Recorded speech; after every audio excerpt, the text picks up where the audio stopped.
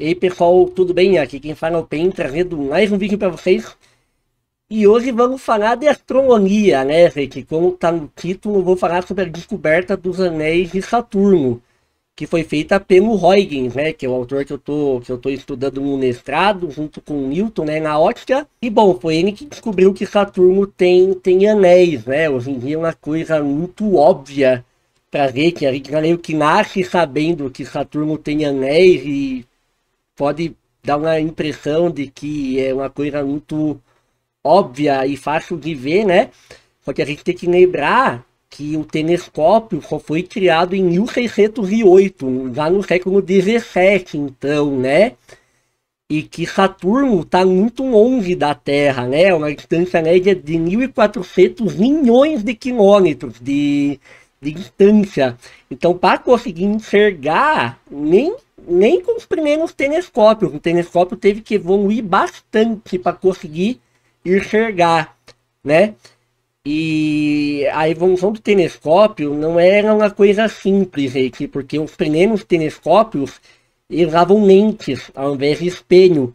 E é muito difícil você fazer lentes boas, tanto pela dificuldade de polir e esculpir, digamos assim, o material, quanto pelas aberrações cromática e aberração esférica que tem nas lentes. Eu devo trazer um vídeo daqui a algum tempo sobre isso, que é um tema interessante que está dentro da minha pesquisa, né?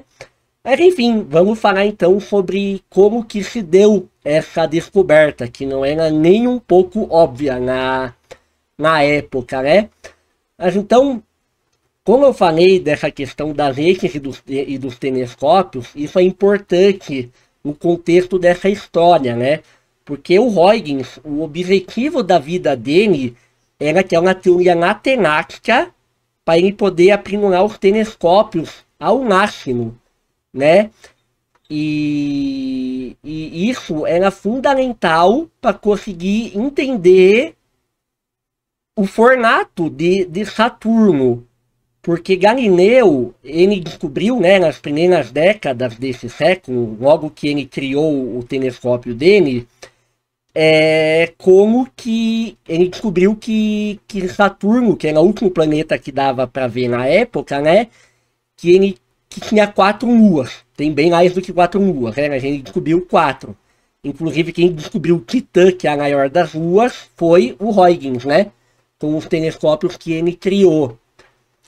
Mas enfim, com a imagem do Galileu e dos outros pensadores da época, dos outros astrônomos, não tinha uma resolução boa, eles criaram várias teorias para interpretar o que eles conseguiam ver, né?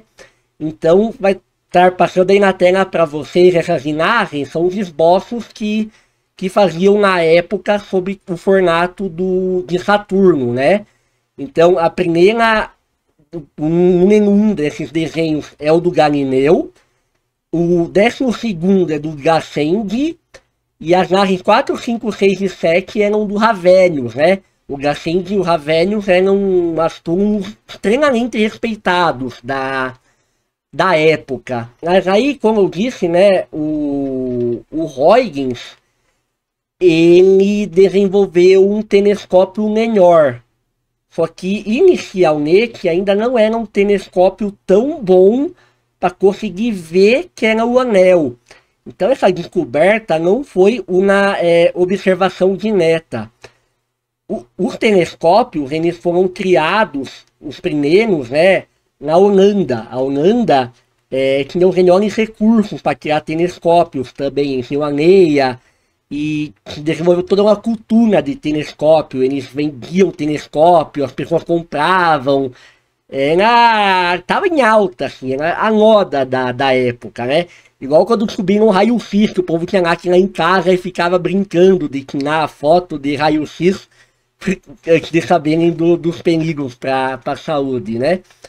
Mas enfim, e o Huygens passou a vida inteira dele fazendo lentes, né? Então foi evoluindo gradualmente, conforme ele foi encontrando as equações, desenvolvendo a teoria ótica dele, e realmente tendo também o conhecimento prático, aparecer nos materiais, né? Mas então, enfim, não foi uma observação direta. Ele não olhou Saturno com um telescópio menor e viu os anéis. Isso aconteceu, só que depois, né? Então, a primeira coisa, né, foi que quando você olhava Saturno em diferentes épocas, o formato do planeta parecia diferente, porque eles viam tipo um borrão, né? E aí, essa imagem que eles viam, às vezes parecia redondo, e às vezes ia achatando, ficando no formato de uma elipse, né? E aí eles não sabiam se eram essas outras luas que eram eles que rodavam em volta e ficava meio que junto, ou o que era. E aí o Huygens, ele observando em diferentes períodos, ele concluiu que o planeta devia ser simétrico e ter uma rotação simétrica, né? E aí, daí que veio a hipótese de ter um anel. Porque se você tem um anel em volta que está rodando, né? Dependendo da rotação do planeta e da posição do Sol, vão ter diferentes partes do anel que vão ficar iluminadas para você poder ver, né? Então, aparecido nessa imagem, dando essa impressão diferente quando você observa. Inclusive, né? O próprio Huygens, ele calculou com base no formato do anel quanto tempo ia levar para o anel ficar invisível e a observação do planeta mostrar só uma esfera, né? Sem nada em volta. E aí eles tiveram que esperar até 1671. Então aí uns 15 anos depois da descoberta, para ele poder comprovar com essa observação, né? Para as pessoas aí sim aceitarem a teoria dele e ele virar o astrônomo mais importante da Europa nessa época, né? Lembrando que aí um pouco antes do Newton publicar os primeiros artigos dele e apresentar o telescópio refletor dele, né? Que foi uma baita inovação nos telescópios. Você deve estar se perguntando, tá, mas se ele tinha um modelo matemático bom, era excelente na geometria, por que não aceitaram que era um anel, né? E o motivo é porque o Huygens, ele descreveu que o anel, ele orbitava em volta do planeta, ele não era grudado no planeta, né? E nessa época, a filosofia que valia era a filosofia mecanicista do Descartes, né? Que não aceitava interações à distância. Todo o movimento precisa ser causado por uma colisão, por um atrito, por contato. Então eles não aceitavam, né, uma interação à distância. Quem apresentou a gravitação universal com forças exercidas à distância foi justamente o Newton, só que só em 1687. Então 30 anos depois da teoria do Huygens, né, sobre os anéis de Saturno. E aí uma outra coisa dessa época, né, é que eles ainda achavam, desde os gregos, que todos os corpos celestes eram esferas perfeitas, que orbitavam uma em volta da outra, né?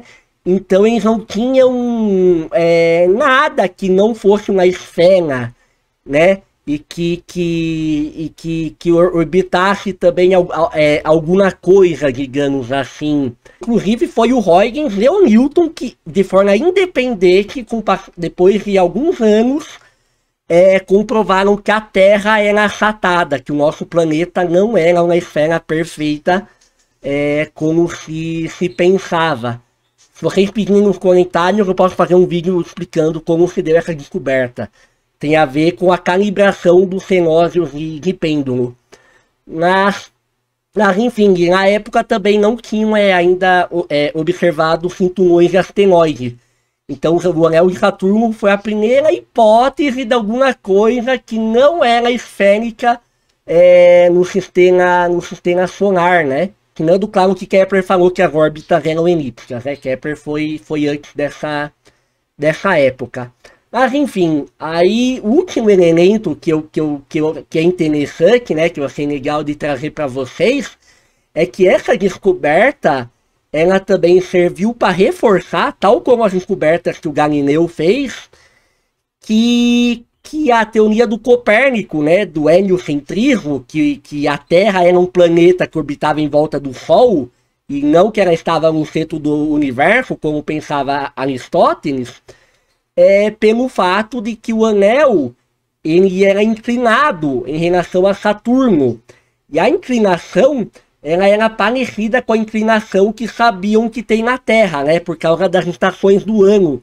E como a Terra está inclinada e Saturno está inclinado, os dois deviam estar inclinados no mesmo plano em volta do Sol.